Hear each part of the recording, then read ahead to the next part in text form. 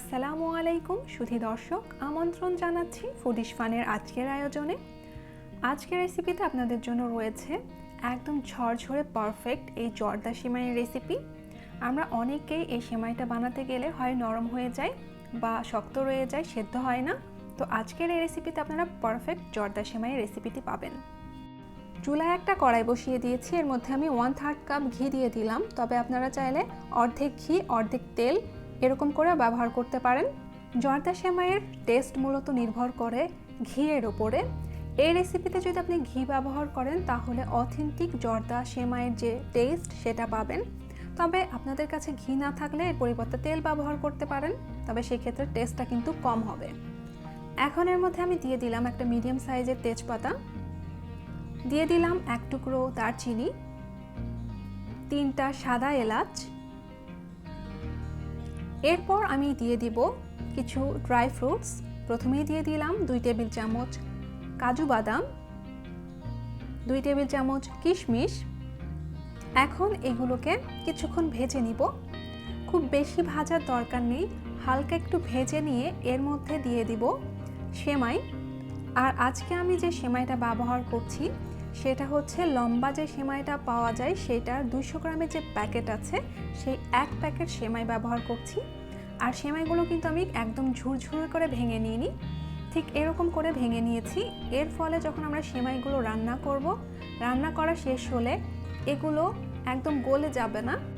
আর এই সেমাইগুলোকে ঠিক এরকম করে উল্টে পাল্টে ভেজে নিতে হবে যতক্ষণ না এর কালার ঠিক এরকম হয়ে আসছে। যখন কালার এরকম হয়ে আসবে তখন এর মধ্যে দিয়ে দিতে হবে 2/3 কাপ চিনি। আমি 1 কাপের চাইতে কিছুটা কম চিনি ব্যবহার করেছি, তবে আপনারা চাইলে 1 কাপ পর্যন্ত চিনি ব্যবহার করতে পারেন। এর মধ্যে আমি সামান্য লবণ দিয়ে দিলাম, আপনারা চাইলে লবণটা বাদ দিতে পারেন।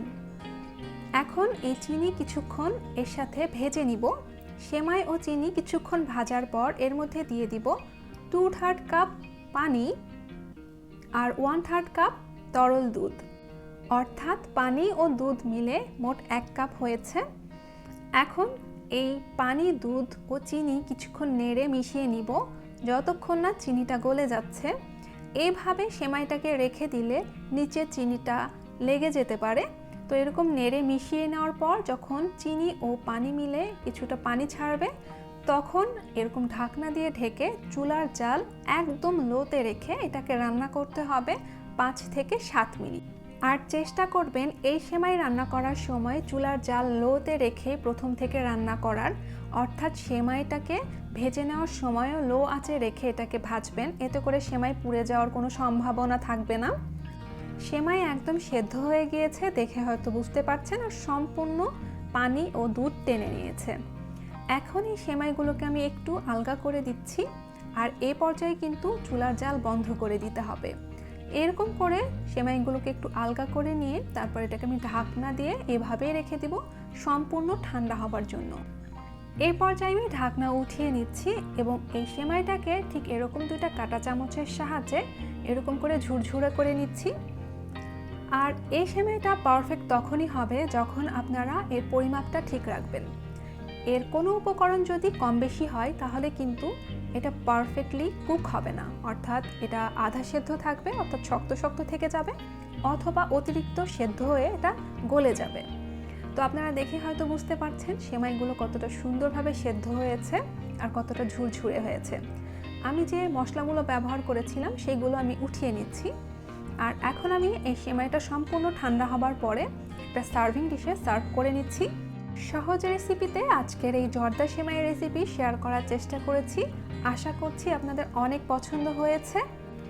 আসছে এই ঈদে বাসায় সবার জন্য এই সেমাইটা অবশ্যই তৈরি করবেন।